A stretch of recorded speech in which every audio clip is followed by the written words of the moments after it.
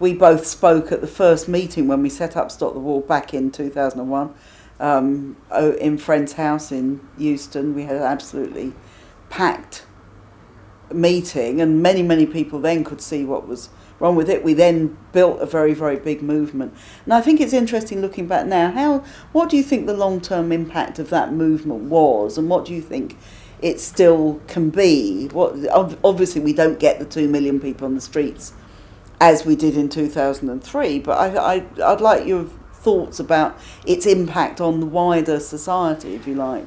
The impact was huge. We had that big public meeting to launch it. We then had a number of public demonstrations against the war in Afghanistan, which was not as unpopular with the public as later wars were, but there was a big public opposition.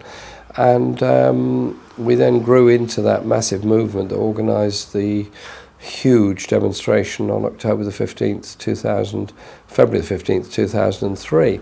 And it was a political education for everybody who was there that day. Everyone who was there that day remembers it. Every young person remembers it.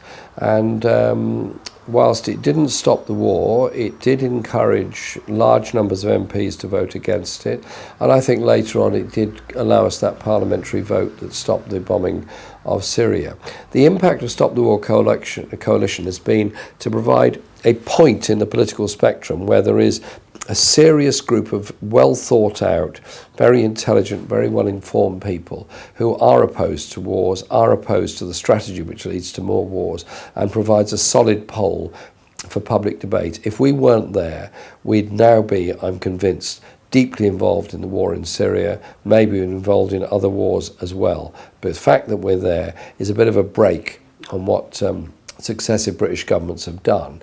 And I'm proud that we're still around, and proud of the young people that are continuing to join and support the Stop the War coalition. Because a coalition is, as it says, a wide coalition, but it also has a much deeper hinterland, a hinterland of writers, of musicians, of artists, of debate in universities and elsewhere. It provides that counterpoise to the sofa generals who will sit around and endlessly discuss how we get involved in the next war. We're thinking very deeply about alternatives to this, and I think that's got to be a good thing. And it's interesting, we have volunteers coming now in to Stop the War who, in our office, who were 10 when we had that big demonstration of 2 million people. So it's had that impact on the future generation as well, which is very encouraging. I hope they were at the demonstration.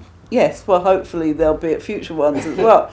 And lots of them are obviously very enthusiastic about your campaign, which is also very good. I think it's interesting that lots of the young people, obviously it's about a range of issues, but one of the issues is anti-war and peace. It does feel a bit like 2003 at times, with the great excitement of public meetings we're holding. We're having big ones all over the country. But it's also, this is a campaign about hope. This is a campaign about stopping the student debt levels. It's about decent housing for people. It's about inequality, and it's about peace and justice around the world. Very exciting times we are privileged to live in.